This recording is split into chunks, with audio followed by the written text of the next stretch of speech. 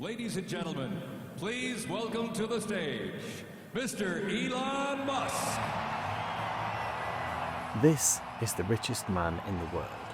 With a net worth of around $800 billion, Elon Musk's personal wealth far exceeds that of Mansa Musa, the Malian king who was previously thought to have been the richest person in world history. Yes!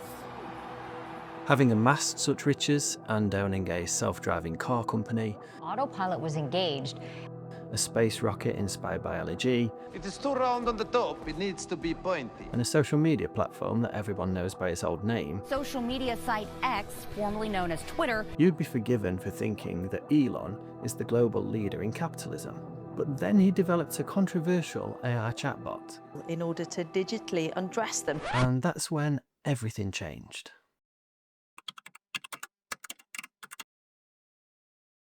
Do you remember, or have you heard of, the Millennium Bug? No, probably not. That's because for all the scare stories that circulated in advance of Y2K, hardly any of them came true. So, when you hear stories of doom and gloom surrounding the future of artificial intelligence, Artificial intelligence threatening human lives was once pure science fiction. you probably feel justified in being somewhat skeptical. Well, you would be wrong. AI is coming for you. Or more specifically, for your job. As an accountant used to handling budgets of 100 million and more, I'm here to help you understand the turmoil surrounding this technological titan and explain what the man who wants to take us to Mars intends to do about it.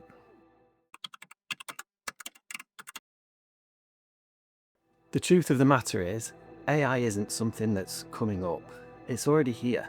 In March 2023, Elon Musk signed an open letter urging the world's leading artificial intelligence labs to pause the training of new super powerful systems for 6 months, saying that recent advances in AI present profound risks to society and humanity. But this plea to down tools undermines the concept of competition in business, which is a core principle of capitalism, and could therefore challenge the status quo in America and the world. And he's not alone. Equally controversial characters Bill Gates and Sam Altman also agree on this, having signed a similarly dramatic statement from the Centre for AI Safety stating that mitigating the risk of extinction from AI should be a global priority, alongside other societal scale risks such as pandemics and nuclear war. So the greatest minds in the AI sphere believe it to be an existential threat. But why does capitalism have to fall? And what does the man whose assets exceed the national net wealth of many nations propose will replace it? Unexpectedly, the answer is socialism.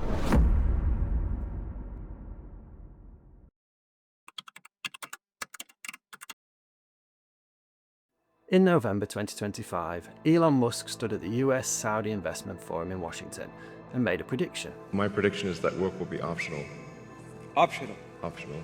AI and robotics will be able to do everything a human can do and do it better, faster and cheaper. He compared having a job in the future to growing vegetables in your back garden. You could do it if you wanted, for the satisfaction, as a hobby, but you wouldn't need to.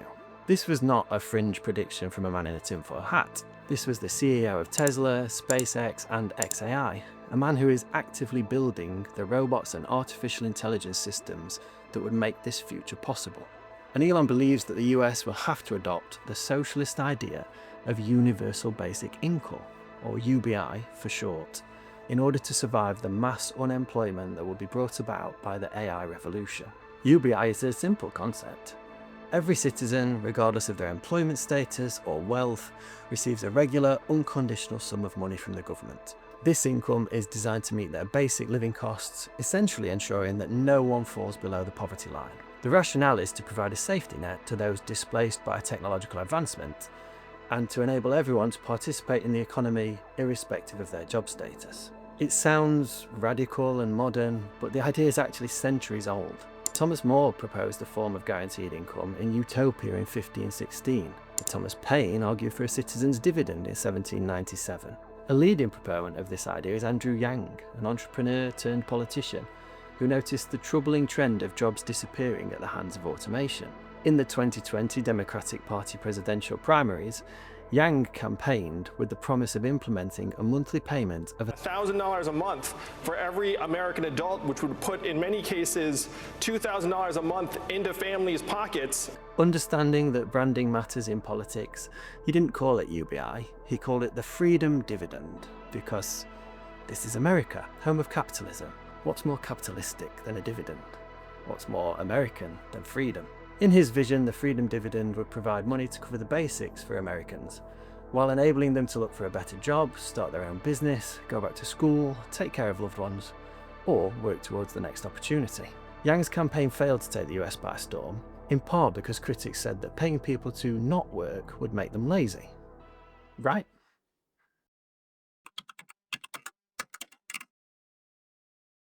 Well, wrong, actually.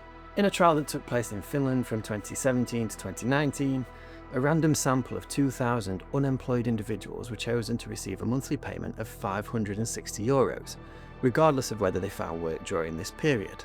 Those who received money for nothing reported better well-being and mental health, along with a slightly higher tendency to find employment, debunking the myth that UBI would disincentivize work. One participant noted that UBI gave me the freedom to take on part-time and short-term gigs without the fear of losing my benefits. And America itself already has an equivalent to UBI in place in Alaska. Introduced in 1976, the Alaska Permanent Fund distributes an annual share of oil and gas profits, between $1,000 and $2,000, to every citizen, and since it was launched, employment levels have remained unchanged. A similar experiment in North Carolina, where members received $4,000 to $6,000 a year, resulted in improved mental health and education outcomes and did not dissuade people from working. Another major criticism of UBI is that it will lead to hyperinflation, something that major economies can scarcely afford given the current rates of inflation and the damaging increases in interest rates. This is based on a mistaken belief that increased purchasing power in the form of free money will lead to shortages in supply of goods, forcing the prices to be higher. Yet, as Elon himself states, AI will lead to an era of abundance in which the cost of buying goods and services will actually reduce, meaning that not only can hyperinflation be avoided, but also seemingly low levels of financial support could go a long way to improving quality of life. However, in spite of these failed arguments against UBI and the seemingly obvious benefits, there is one issue that remains and will ultimately be its downfall. UBI redistributes wealth. To most of the population, that sounds like a good thing.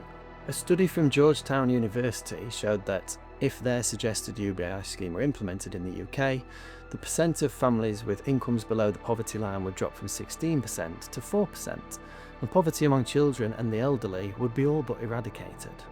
Unfortunately, this comes at a cost, and one that is measured in billions. Much of that would be offset by savings in relation to improved health, reduced crime rates, and potentially a simplification of bureaucracy, if other, more complex elements of the welfare state are removed in lieu. Increased productivity and higher tax take would also mitigate some of the price of purging poverty, but in most proposed UBI scenarios there will at the very least be upfront costs until these other benefits begin to be realised. With most government services already being underfunded, the only realistic solution to fill this gap is to make changes to taxation. The people most impacted by these changes, the mega wealthy or the companies they run, are the ones who will most strongly oppose it and have the most ability to impact whether these schemes come to fruition in the first place. For example, the UK currently spends more on corporate subsidies and tax breaks than the entire predicted cost of a nationwide universal basic income scheme, so it could find the funding in simply reducing this corporate support. However, if the government removed those subsidies and tax breaks, the affected corporations would simply move revenue offshore and not pay any tax in the UK whatsoever. More concerningly for the politicians involved, the company owners might withhold any more of the donations that help them to acquire those tax breaks to begin with. In fact, politicians have history with voting down UBI proposals. In the early 1970s, the Nixon administration put forward their Family Assistance Plan, which included a guaranteed annual income, but it failed to pass the Senate Financial Committee on contradictory grounds. Some thought it wasn't generous enough, where others worried about the cost of implementing such a scheme. So, if the combined might of the mega rich and politicians is against UBI, it isn't likely to be forthcoming in the near future. Yet, AI waits for nobody, so you need to take steps to protect your job from a robotic replacement. But not only that, given the intensive resources required to fuel AI, and the destructive power of the pursuit of money itself, this video explains how you need to help protect humanity against an even bigger threat.